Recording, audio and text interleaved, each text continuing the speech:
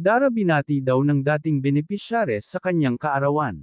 Bago ko ipagpatuloy ang maiksing reaction video na ito, hiling ko lang natapusin ang panunood nito para malaman ang nilalaman nito, at kung bago ka pa lang sa munting channel na ito, paki-subscribe para lagi kang updated sa video ng mga kalingap.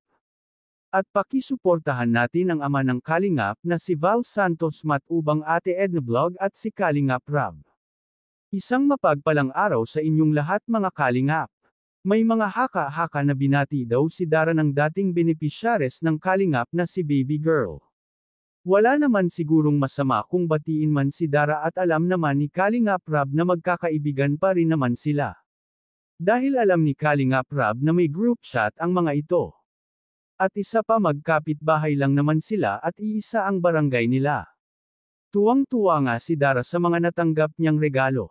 Dahil sa tanan buhay niya ay ngayon lang siya nakatanggap ng mga regalo sa araw ng birthday niya. Dahil noon pag birthday niya ay halos hindi niya namamalayan na birthday niya na, dahil nga sa wala silang panghanda at wala rin pera. Ang naging wish nga ni Dara sa kanyang birthday na sana umuwi ang tatay niya, at gustong-gusto na daw niya makasama ito. Dahil mag-iisang taon na rin na hindi nila ito nakikita at nakakasama.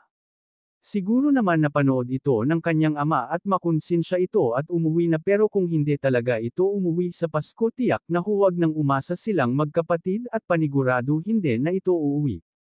Dahil maraming netizen ang nagsasabi na may pamilya na ito at hindi na sila nito uuwian.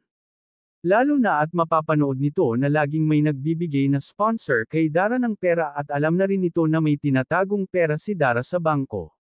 Simula nga nang malaman nito na may nagbibigay na kay Dara ng pera, tumigil na rin ito sa pagpapadala dahil alam niya na may pera na si Dara. Buti na lang at laging nandito si Kalingap Rab na lagi silang inaaalala at laging dinadalaw sa bahay nila. At bukod sa binibigay na pera ay may grocery din ito sa magkapatid at may dalang bigas. Hanggang dito na lang ang update ko mga kalingap. Maraming salamat at God bless sa inyong lahat.